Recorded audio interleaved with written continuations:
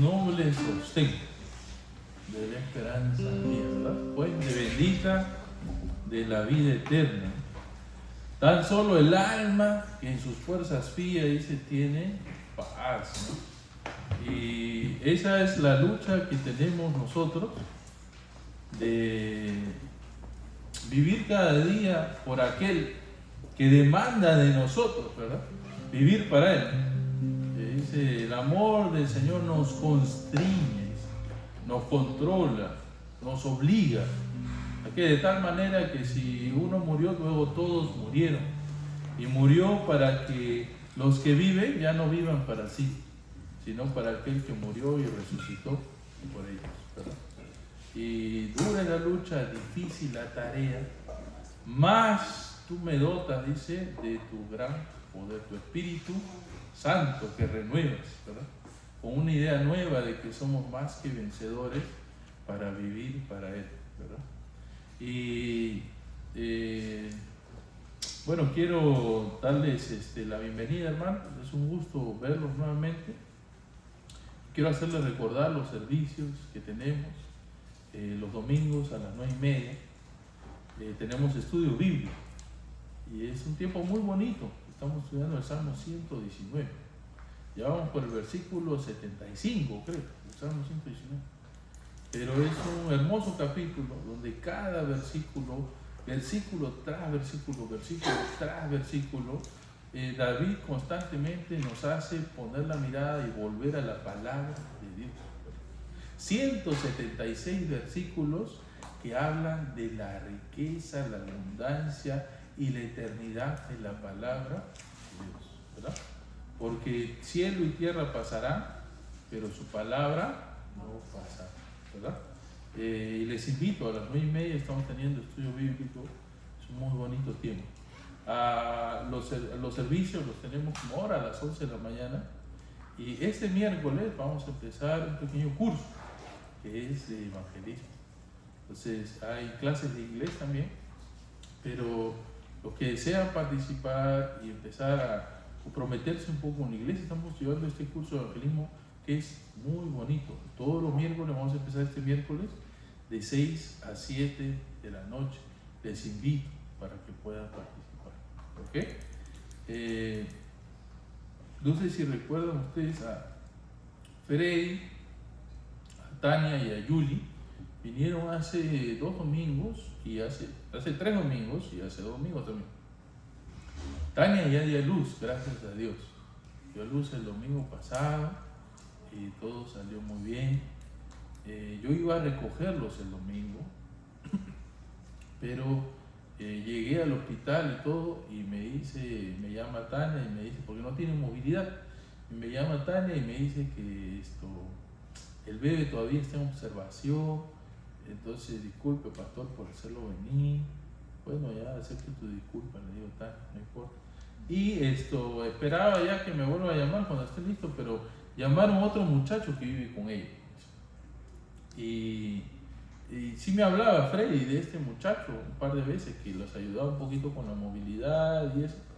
Pero, y a ellos los conocimos yendo a evangelizar ahí en una zona ahí en Jackson un poquito peligrosa. Cuando fuimos, se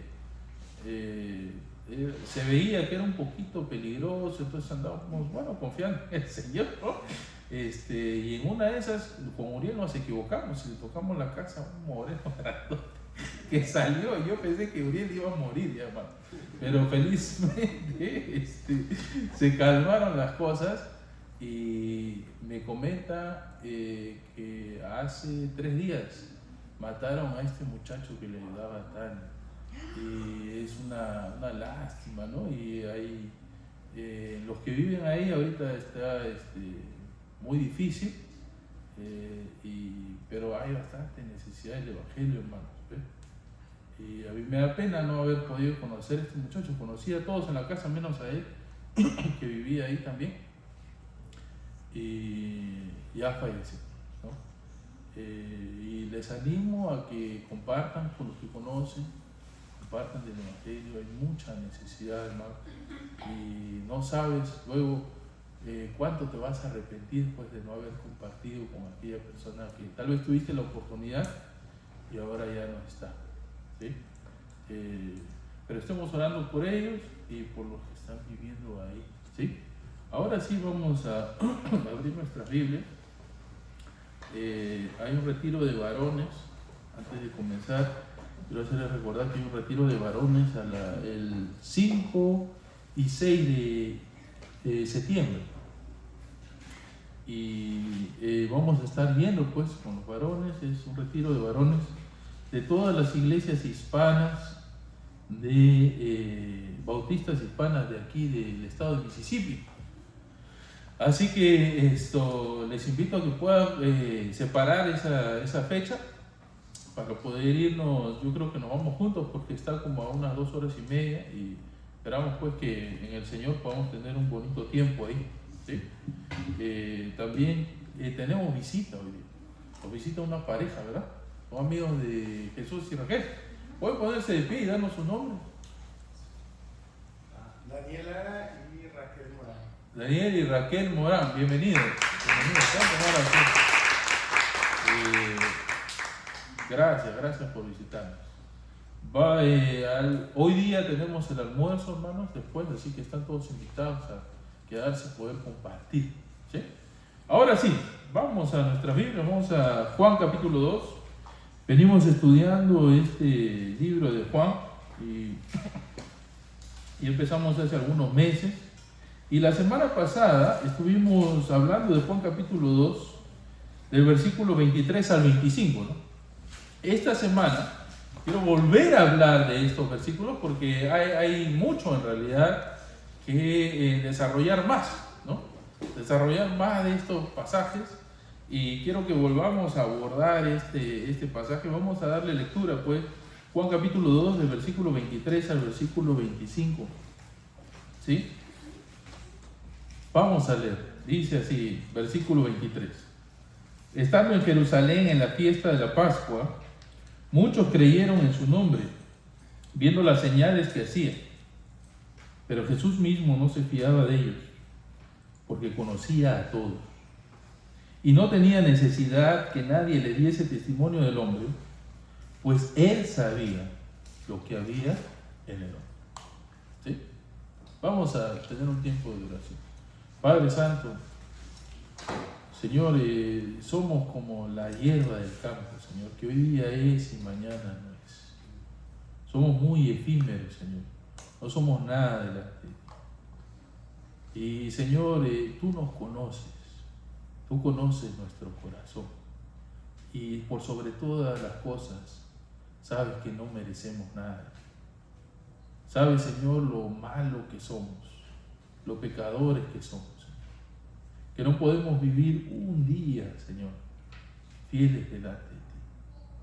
Te pido y te ruego, Señor, que por tu gracia y misericordia, con la cual nos has salvado, una vez más puedas permitirnos comprender tu palabra, abrir nuestros ojos y nuestros corazones para que tu palabra pueda ser quien vivifique nuestras almas una vez más.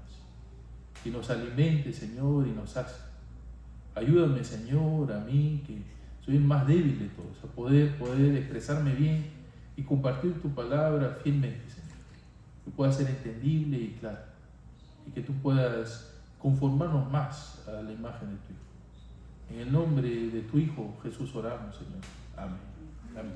Bien, y el Señor Jesucristo aquí menciona algo muy interesante, ¿no? Dice al final, en el versículo 25, pues él sabía lo que había en el hombre. En otras versiones dice, él sabía lo que había en el corazón del hombre. Hermanos, solemos pensar que sabemos muy bien lo que deseamos, sabemos muy bien lo que queremos, sabemos muy bien lo que hay dentro de nosotros. Solemos pensar muy bien que nos comprendemos a nosotros mismos, que nadie va a saber mejor que nosotros lo que hay dentro de nosotros, ¿verdad? Pero justamente aquello de lo que solemos pavonearnos más o asumir con mayor confianza sobre nosotros mismos, suele ser lo que nos traiciona más, ¿no? La Biblia, a través de todas las escrituras, nos enseña que si hay algo que es difícil de comprender de nosotros, es lo que hay en nuestro corazón mismo. Si hay algo de lo cual debemos dudar y no poner nuestra confianza en, es en nuestro propio corazón. Y mira lo que dice, por ejemplo, en Hechos capítulo 1, versículo 24, dice, ¿no? Hechos capítulo 1, versículo 24, cuando están orando los apóstoles por elegir al sucesor de Judas, dice al respecto Pedro, ¿no? El versículo 24 dice, y orando dijeron los discípulos, ¿no? Los apóstoles orando en el aposento alto, dijeron, tú, Señor, que conoces los corazones de todos, muestra cuál de estos dos has escogido. Si hay alguien que conoce a los hombres, si hay alguien que conoce tu corazón, hermano, específicamente, si hay alguien a quien no se le escapa a ninguno, es Dios. Y hay alguien al cual tú no tienes por qué decirle qué es lo que hay en ti, porque Él ya lo sabe. Y ese es el Señor. Pero sin embargo, cuando habla el Señor sobre el corazón en un aspecto reflexivo, cuando nosotros pensamos sobre nuestro mismo corazón, la Biblia nos enseña que debemos hacerlo con mucho cuidado, ¿no? En Jeremías, yendo un poquito más atrás al Antiguo Testamento, Jeremías capítulo 17, en el versículo 9 y 10, nos dice este famoso versículo, ¿verdad? Que hemos escuchado seguramente en varias oportunidades. El versículo 9 nos dice, engañoso es el corazón más que, ¿qué dice? Más que todas las cosas. ¿Solamente engañoso? No, y dice, y perverso. ¿Quién lo conocerá? ¿Qué decía Pablo en Romanos 7? Miserable de mí, porque el bien que quiero hacer no hago, y el mal que no quiero hacer, eso hago. Y luego en el versículo 10 acá nos dice, ¿no? Jeremías 17 dice, yo Jehová, que escudriño la mente y pruebo el corazón para dar a cada uno según su camino. Si alguien que conoce lo que hay dentro de nosotros, sin lugar a dudas, es el Señor, ¿verdad? En Primera de Reyes, un poquito más atrás todavía, en Primera de Reyes capítulo 8,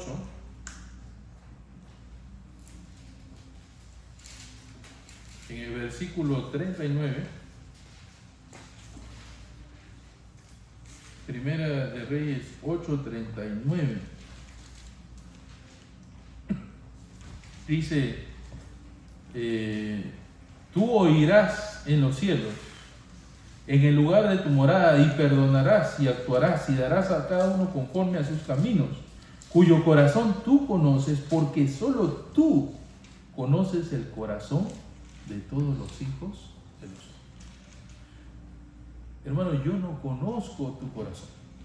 Tú no conoces mi corazón. Tú ni siquiera conoces tu propio corazón probablemente. Te va a engañar muchas veces. Seguramente ya lo ha hecho muchas veces. Y todavía lo sigue haciendo en varias ocasiones.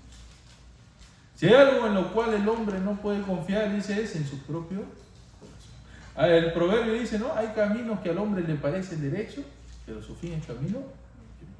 Cuidado con confiarte en tu propia opinión, ¿no? No te fíes de tus propias opiniones. Teme a Jehová y apártate del mal. Si hay algo que Dios conoce, que ninguno de nosotros conoce, es el corazón del hombre. Y por eso en Juan capítulo 2, cuando muchas personas empezaron a creer en Él, por los milagros y las señales que el Señor Jesucristo hacía, ya hasta este momento había hecho 2 señales, ¿verdad? ¿Cuál fue la primera? La primera señal fue convertir el agua en vino, ¿verdad? Y salvar pues de un momento vergonzoso y de oprobio a los novios, ¿verdad? Porque en las bodas, en las fiestas, probablemente duraban muchos días, se había agotado el vino. No hay vino. Y el Señor hizo esta señal de convertir el agua en vino.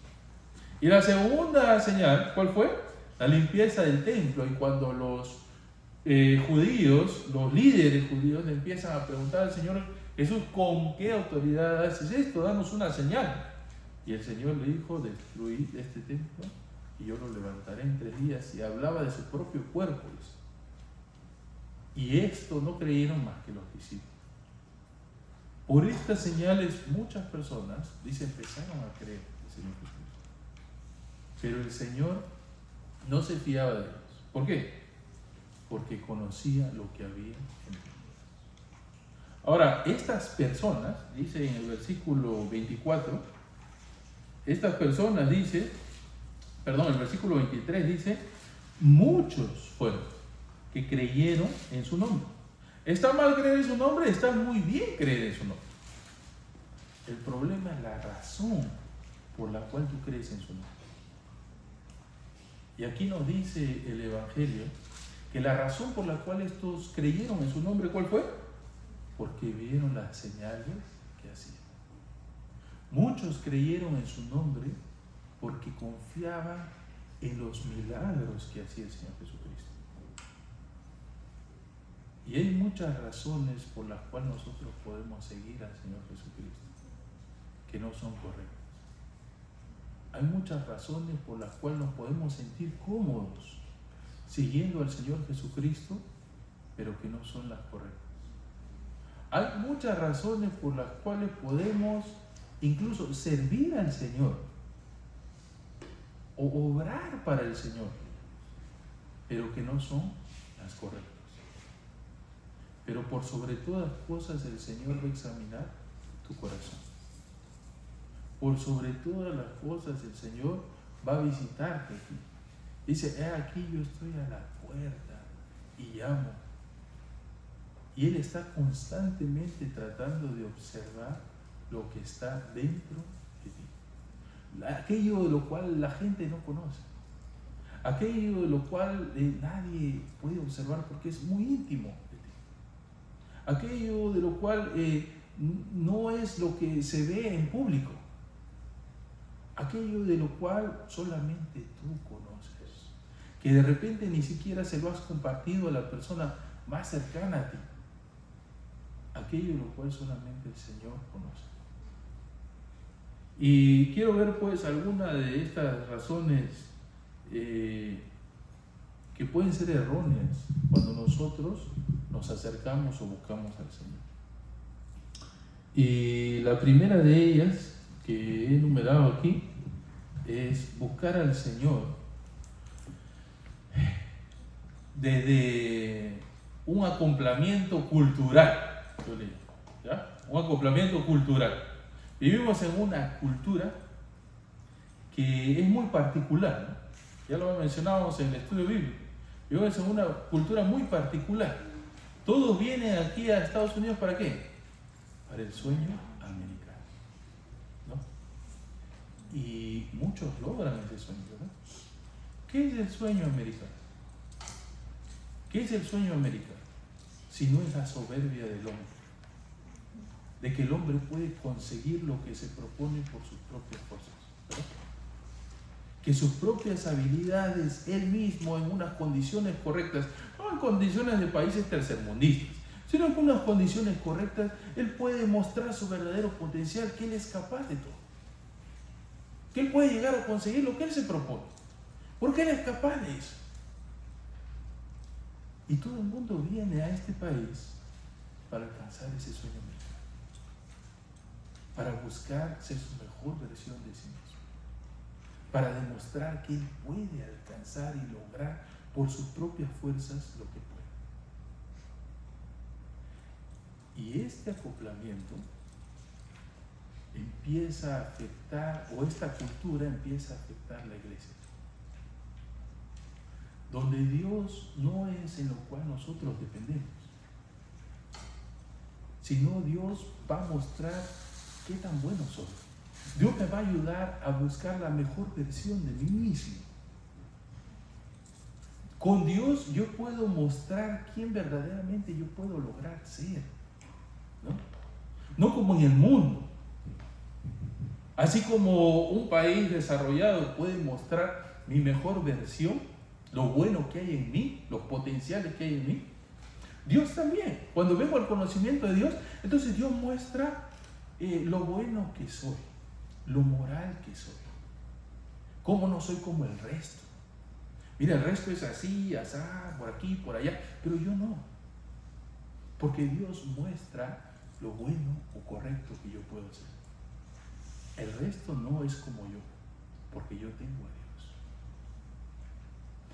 Y empezamos a acoplar, y mucho de esto obviamente hay en este país y en las iglesias de este país, que empezamos a usar a Dios para mostrar lo grande que somos nosotros, ¿verdad?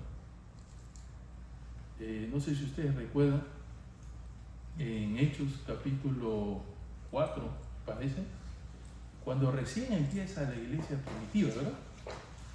Si vamos a eso rapidito, Hechos capítulo 4, Hechos capítulo 4, al final en el versículo, a partir del versículo 32, donde dice todas las cosas en común, ¿verdad?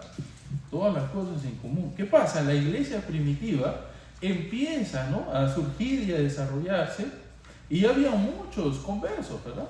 Había muchas personas. ¿Y qué pasa? Bueno, dice 30, versículo 35. Dice, y los cristianos ponían a los pies de los apóstoles y se repartían a cada uno según su necesidad. Traían sus ofrendas. Versículo 36. Entonces José, a quien los apóstoles pusieron por sobrenombre, ¿cuál? Bernabé, que traducido es hijo de consolación, levita natural de Chipre, como tenía una heredad, la vendió y trajo el precio y lo puso a los pies de los apóstoles. Qué bonito. Este Bernabé, qué tal hombre. Qué tal, qué corazón para más dadivoso, de verdad. Cómo se desprende tanto, ¿no? Qué buen corazón el de Bernabé. ¿Qué pasó? Entonces algunos empezaron a escuchar, oye, ese Bernabé, mira, ¿qué tal la actitud? Yo quiero que también la gente empiece a verme así. Y entonces, ¿qué surge? Surge la mala versión, pues, de Bernabé. En el capítulo 5 surge Ananías y Zafira. ¿Y qué hace? Hace lo mismo que Bernabé. ¿Qué es lo que hicieron? Vendieron su propiedad, pero ¿qué hicieron? Sustrajeron una parte de ella. Y dijeron, mira, yo soy dadivoso. Pero no tenían un corazón dadivoso. Pero no lo que había en su corazón era verdadera dádiva, sino simplemente era una dádiva superficial, para simplemente mostrar que ellos son capaces de ser buenos delante de Dios. Entonces, esta cultura de tratar de mostrar de que el hombre sí puede llegar lejos, sí puede ser bueno, si hay una bondad intrínseca en el hombre, si hay potencial en el hombre, empieza a meterse en la iglesia. Y empezamos a atender a Dios solamente para mostrar que somos buenos en realidad. Y esa es una razón muy equivocada para seguir al Señor Jesucristo. Una otra posibilidad es buscar al Señor Jesucristo por el amor que Dios nos da. Ahora, con esto me refiero no que Dios no te ama, te ama muchísimo, pero que tu evangelio termine diciendo Dios me ama es muy peligroso. Porque si tu evangelio es Dios me ama, entonces el objeto del evangelio, el fin del evangelio, ¿quién es? Tú, pues, yo. Y el fin de nuestro evangelio no somos nosotros. El objeto de nuestro evangelio, ¿quién es? Dios. Cuando diga, no, es todo porque es todo para mí, el Señor me ama a mí, yo soy el engreído, soy la niña de sus ojos. tú eres el centro de todo. Muy peligroso. La razón por la cual seguimos al Señor Jesucristo es por quién es Él, ¿verdad? Y si no me das nada, ni en los cielos ni en la tierra, no me importa, porque te tengo a ti, ¿verdad? Entonces, un evangelio muy peligroso es cuando Dios sí te ama, pero usas eso para tú volverte el centro de ese evangelio. Y entonces todo gira en torno a ti. Y quieres que la iglesia gire en torno a ti. Quieres que los líderes giren en torno a ti. Quieres que todos giren en torno a ti, o lo que tú quieres, o lo que a ti te parece bien, o lo que tú decides. Todo es en torno a ti. Tú tienes que ser el centro, tú tienes que ser la primera palabra, la última palabra, tú tienes que ser todo. Porque te acostumbras a que todo gire en torno a ti. Es muy peligroso. Porque ese no es el evangelio. Todo gira en torno a Dios. Todo gira en torno a Él. No a nosotros, hermanos. Si hay algo que es muy común en cualquier iglesia, es el no sentirse cómodo nunca en una iglesia. ¿Por qué? Bueno, obviamente porque no hay iglesia perfecta, pero por sobre todo porque queremos que gire en torno a nosotros. Queremos nosotros sentirnos bien. No queremos hacer sentir bien al otro, queremos primero sentirnos bien nosotros. Hoy día en la mañana, yo tengo 2 hijos, ¿no? Uno de 4 años y el otro tiene 1 y medio. Y el pequeñito es el más testarudo de todos. Es el que tiene la cabeza más grande también. ¿Ya? ¿Quién será la mamá? Creo que pero vino el más grandecito con su libro para que yo le enseñe. Y el pequeño le quitaba el libro. Y el más grande no quería dar. No, es mi libro. Y trajo otro libro para dar. Él no quería el otro libro, quería el que él tenía. Y yo le digo, Agustín, dale, es más bonito dar que recibir. Y el Agustín le da así. No, esa es mala forma de dar, le digo. Ese está mal. Mejor no le des, es lo mismo. Cuando le das, alégrate, sonríe. Y entonces Agustín ya entendió, parece, y se empezó a alegrar. Mira, está feliz, lo has hecho feliz. Alégrate. Esa es buena forma de dar. Porque él es el centro, el otro se vuelve el centro. Tú no. Tú eres feliz cuando el resto es feliz. Y tú eres feliz cuando el reino de Dios se extiende. Tú eres feliz cuando Dios obra en la vida de los otros, ¿no? Y no importa si yo quedo a veces de último. Soy feliz porque veo a mis hermanos creciendo. Soy feliz porque veo el reino de Dios extendiéndose. ¿Verdad? Pero si voy a ver el reino de Dios extendiéndose y renegando y fastidiándome por esto, porque me miran mal o porque no me saludan o porque lo que sea, me dijeron tal cosa, entonces no es una buena forma de ser feliz. El centro es Cristo, y cuando Cristo es glorificado de la manera que Cristo quiere obrar, nosotros nos gozamos y deleitamos en eso. No de mala gana. Nos alegramos que el reino de Dios se extienda, como los judíos, ¿no? Que se molestaban que entre los gentiles crezca el evangelio. No, renegaban porque esos no se han judaizado. No, nos gozamos que el Señor obre en la vida de Dios. ¿Por qué? Porque el Señor se glorifica en eso. Entonces, ten mucho cuidado cuando tú empiezas a volverte tan o creerte tan preciado para el Señor, ¿no? Ten mucho cuidado. Otra razón, ¿no? Es un poco peligrosa también, es por lo que Dios ha hecho en mi vida. ¿Ya? Hay muchas personas que siguen al Señor por lo que Dios ha hecho en su vida. Ahora hay que tomarlo con pinzas, a ver si me dejo expresar bien. El Señor puede ayudarte en muchos aspectos en tu vida. escuchaba a un predicador mencionar un ejemplo muy ilustrativo a este respecto. Decía, ¿no? Una vez escuché un testimonio de una persona que se paró y empezó a hablar sobre lo que Dios había hecho en su vida y dijo: yo era un alcohólico, pero desde que conocí al Señor Jesucristo me ha hecho dejar el alcohol. Nunca he vuelto a tomar, ni siquiera se me ha provocado, me ha dejado completamente del alcohol. Y este predicador se sorprendía, dice, hasta que el que estaba a su lado, que era otro pastor mayor, le comenta, ¿no? Y le dice: ¿será que Dios le quitó el alcohol o que el diablo lo engañó para que se ensoberbezca de su buena moralidad? ¿A qué se refiere? Se refiere a que muchas veces lo que Dios hace en nuestra vida nos hace elevarnos más que a Dios mismo.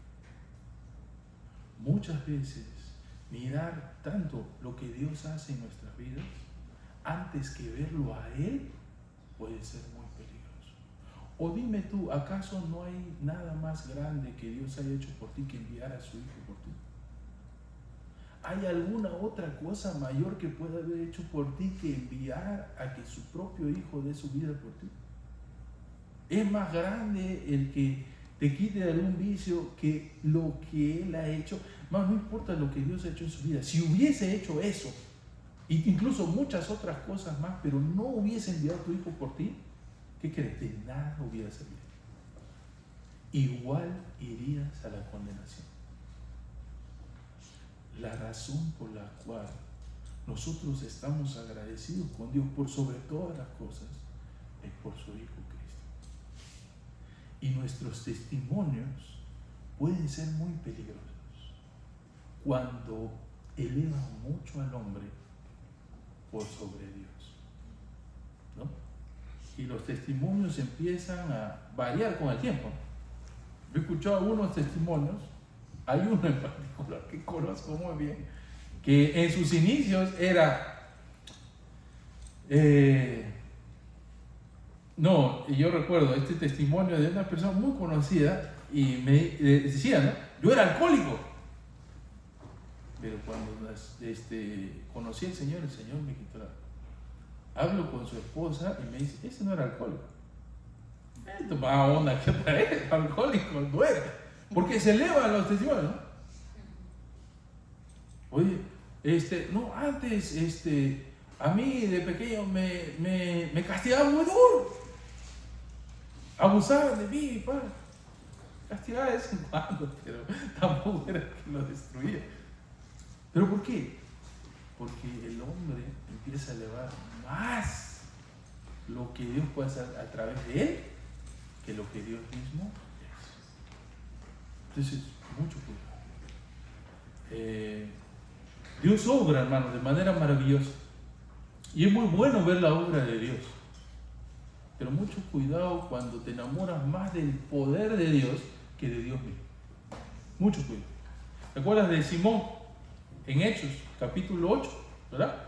Simón el mago, cuando llegó Pedro y Juan a Samaria a imponer la mano a los nuevos discípulos y veía que el Espíritu del Señor descendía sobre ellos por la imposición de la mano de Pedro y de Juan, ¿qué le dijo a Pedro y Juan?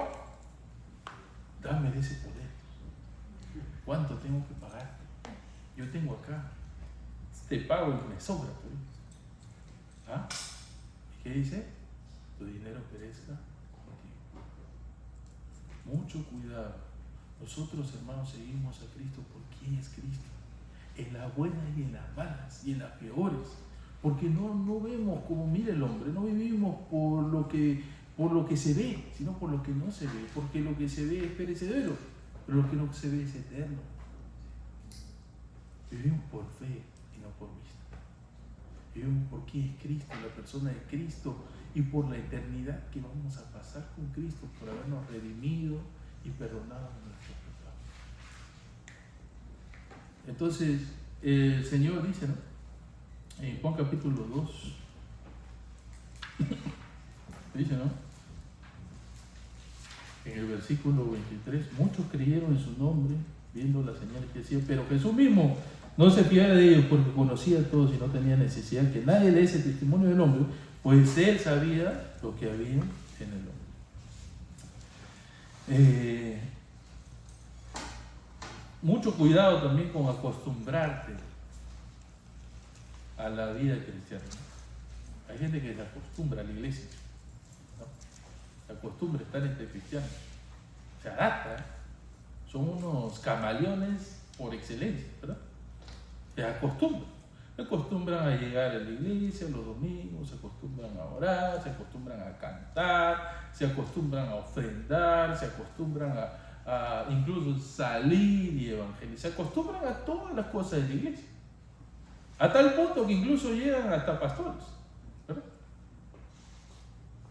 ¿Y te acuerdas lo que dice el Señor en Mateo capítulo 7? Muchos me dirán en aquel día: Señor, Señor, en tu nombre hicimos milagros, ¿verdad? Y esto y lo otro, o sea, en tu nombre, cantidad de cosas, ¿no? Mas yo diré: apartados de mí, nunca os conocí, hacedores de maldad. Hay gente que se acostumbra a orar, pero en casa no ora, ¿verdad?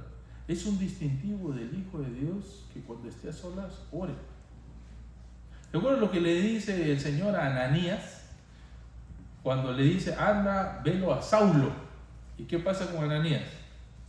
Empieza a temblar de miedo. Está loco el Señor. Ese mata cristianos. Es recontra conocido, es ranqueado. Ese es top. ¿Cómo lo veo ver ese? ¿Y qué le dice el Señor para que se tranquilice Ananías? Anda, porque él ora. Distintivo de Saulo, que él ora.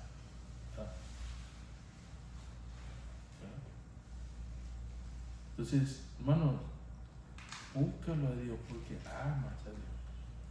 Busca a Cristo por quién es Él. Porque puedes tener ahora acceso a Él. Ahora puedes tener comunión con Él. Tú has puesto tu fe en Él. Tus pecados han sido perdonados. Tú eres justificado. Tienes la oportunidad de tener una comunión con Él. Búscalo y disfruta de Él. ¿Sí? Es la razón por la cual vamos a existir para la eternidad, para estar y disfrutar. ¿Sí?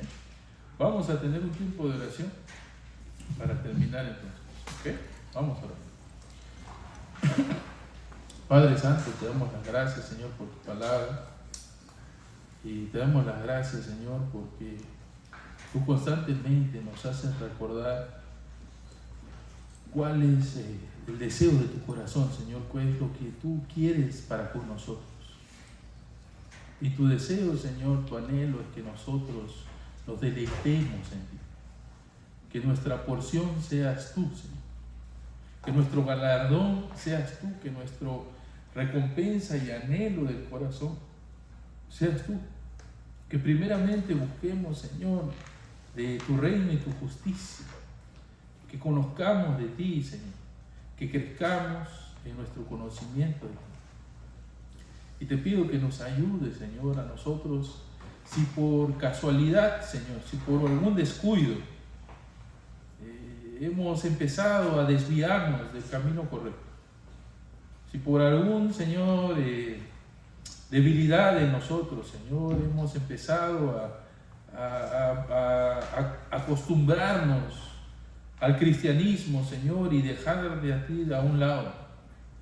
Si por alguna razón, Señor, empezamos a elevarnos a nosotros mismos más que a ti, te pido, Señor, que tengas misericordia, que endereces nuestros caminos, para que podamos guardar tu palabra, Señor, para que podamos honrarte a ti, Señor.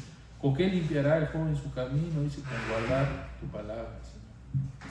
Tú encargaste muy bien que sean muy bien guardados tus mandamientos, Señor. Ayúdanos a guardar. No nos dejes, Señor, enteramente, porque queremos guardar tu palabra, Señor. Enséñanos a vivir para ti. Enséñanos a deleitarnos en ti. Danos el entendimiento necesario para que cuando abramos tu palabra, tú seas quien nos enseñe, Señor. Tú nos muestres tu verdad, tu persona, y nos deleitemos en eso, Señor, más que en lo que el mundo puede ofrecer. Te amamos, Señor, enséñanos a amarte más. En el nombre de tu Hijo Cristo oramos. Amén.